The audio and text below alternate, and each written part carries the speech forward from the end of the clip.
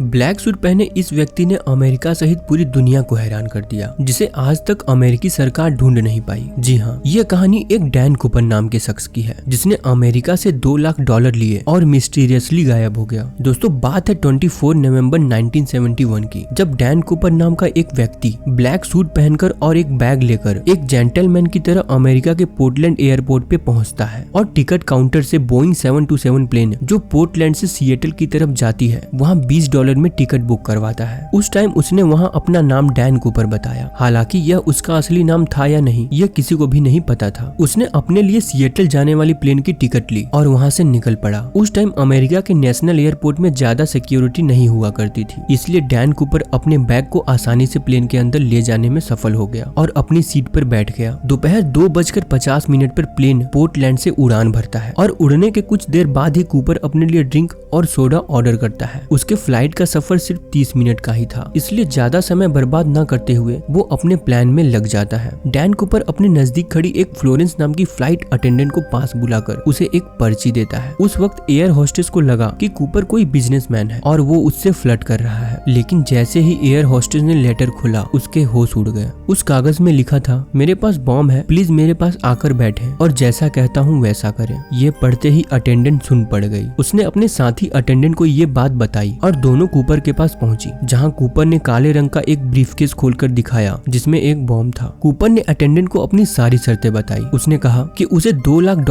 और 4 पैराशूट चाहिए, नहीं तो वो प्लेन को बॉम्ब से उड़ा देगा और अगर उसकी मांगे मान ली जाती हैं तो वो सभी यात्रियों को सुरक्षित जाने देगा। फ्लोरेंस डैन कूपर की मांगों को लेकर कॉकपिट में बैठे पायलट के पास पहुंचकर सारी बातें बताती है और पायलट कूपर की सभी मांगों को सिएटल के एक एयर ट्रैफिक कंट्रोल तक पहुंचाता है। फिर क्या, हर तरफ अफरा तफरी मच गई। पुलिस से लेकर FBI तक को इमीडिएटली इन्फॉर्म किया गया। वहीं एयर होस्टेस जब वापस प्लेन में जाती है तो देखती है कि डैन कूपर ब्लैक गॉगल लगाकर बिल्कुल आराम से बैठा है, जैसे कुछ हुआ ही ना हो, और अपना ड्रिंक पी रहा है। वो बिल्कुल भी डरा हुआ नहीं लग रहा था। इसी वजह से प्लेन में मौजूद किसी भी यात्रियों को भनक तक नहीं थी कि प्लेन हाईजैक हो चुका है। उधर यात्रियों की जान बचाने के लिए FBI डैन कूपर की सभी शर्तों को मान लेती है और वो चालाकी दिखाते हुए पूरे $2 लाख को $20 के नोटों से बैग भरती है ताकि बैग ज्यादा भारी हो सके, और सभी नोटों के सीरियल नंबर भी नोट कर लिए जाते हैं ताकि बाद में कूपर को पकड़ने में आसानी हो। लगभग 3:30 पर प्लेन सिएटल एयरपोर्ट पर लैंड करता है और कूपर को पैसे और पैराशूट दे दिए जाते हैं। पैराशूट और पैसे मिलने के बाद वह अपने वादे के मुताबिक सभी 36 पैसेंजर को प्लेन से सुरक्षित उतरने देता है, लेकिन वो प्लेन में 2 पायलट, एक फ्लाइट इंजीनियर और एक फ्लाइट अटेंडेंट को रोक लेता है और प्लेन को फिर से मैक्सिको के लिए उड़ान भरवाता है। वहीं FBI भी चालाकी से 2 जासूसी जहाजों को प्लेन के पीछे लगा देती है। उड़ान के कुछ देर बाद ही पायलट कूपर को बताता है कि प्लेन में मैक्सिको पहुंचने जितना ईंधन नहीं है, तो कूपर उसे प्लेन को रेनो नेवाडा की तरफ ले जाने को कहता है। कूपर ने पायलट से प्लेन को 10,000 फीट की ऊंचाई में 185 किलोमीटर प्रति घंटे की रफ्तार से उड़ाने को कहता है और प्लेन का एयर स्टेयर कैसे खुलता है इसके बारे में भी फ्लाइट अटेंडेंट से पूछता है। फिर सभी को कॉकपिट में ही लॉक कर देता है। करीब 8 बजे एयर स्टेयर खुलने के कारण कॉकपिट में वार्निंग लाइट जलने लगती है, जिससे पायलट और सभी क्रू मेंबर्स को इतना तो पता चल गया था कि डैन कूपर पैसे और पैराशूट लेकर जहाज से कूद गया है। लगभग 10 बजे खुले एयर स्टेयर के साथ बोइंग 727 प्लेन रेनो एयरपोर्ट पर लैंड होता है और प्लेन को पुलिस और FBI एजेंट चारों तरफ से घेर लेते हैं। कुछ ही देर में उन्हें भी पता चल जाता है कि डैन कूपर भाग चुका है, लेकिन जब प्लेन की छानबीन की जाती है तो कूपर के टाई का क्लिप और उसके मंगवाए गए 4 में से 2 पैराशूट मिलते हैं। बाकी के सभी सबूत कूपर अपने साथ ले गया होता है, जिसमें फ्लाइट अटेंडेंट को दिया गया लेटर भी शामिल था। कूपर को पकड़ने के लिए FBI नॉर्जेक नाम से इन्वेस्टिगेशन शुरू करती है, जिसमें कूपर का स्केच भी तैयार किया जाता है और लैंड किए गए इलाके के काफी किलोमीटर तक फैले जंगलों और नदियों में कई महीनों तक खोज चलती है। बहुत से घरों की भी छानबीन की जाती है, लेकिन कूपर और उसके पैराशूट का कोई भी पता नहीं चलता। कुछ ही दिनों में डैन कूपर पूरी मीडिया में छा जाता है, लेकिन एक न्यूज़पेपर में गलती से डैन कूपर का नाम DB कूपर लिख दिया गया और लोगों को ये नाम ज्यादा पसंद आया। तभी से डैन कूपर का नाम DB कूपर हो गया और वो हर जगह इसी नाम से फेमस हो गया, सिर्फ एक न्यूज़पेपर की गलती के कारण। वहीं FBI को कूपर के भागने के तरीके से लगता है कि कूपर ने किसी पैराग्लाइडिंग स्कूल से ट्रेनिंग ली होगी, इसीलिए सभी ट्रेनिंग स्कूलों में पूछताछ की जाती है और बहुत से पैरा ट्रूपर्स के रिकॉर्ड भी चेक किए जाते हैं, लेकिन फिर भी कूपर का कोई सबूत नहीं मिलता। बहुत सी छानबीन के बाद भी जब कूपर का कुछ पता नहीं चला तो इन्वेस्टिगेटर मानने लगते हैं कि लैंडिंग के दौरान कूपर कूपर की मौत हो गई होगी। लेकिन यहाँ भी फिर से वही सवाल आ जाता है कि सबूत नहीं मिले, क्योंकि कूपर की ना कभी डेड बॉडी मिली, ना पैसों का बैग और ना ही उसके पैरासूट का एक छोटा सा भी टुकड़ा। इस केस के बारे में साल दर साल बहुत सी छानबीन होती रही, लेकिन कोई भी पुख्ता सबूत कभी भी नहीं मिल पाया। और आखिरकार हाईजैकिंग के 45 सालों बाद 2016 में इस केस को FBI ने बंद कर दिया। डीबी कूपर कौन था और कहां चला गया, ये तो कभी भी पता नहीं चल पाया। लेकिन वह दुनिया के इतिहास के सबसे शातिर चोरों में से एक बन गया, और एक चोर होते हुए भी वो अमेरिका में एक मशहूर हस्ती बन गया, जिसकी चालाकी से सभी हैरान थे। दोस्तों, वीडियो अच्छी लगी हो तो वीडियो को लाइक जरूर करें और हमारे चैनल को सब्सक्राइब करें ऐसे ही मिस्टीरियस वीडियोस पाने के लिए। धन्यवाद।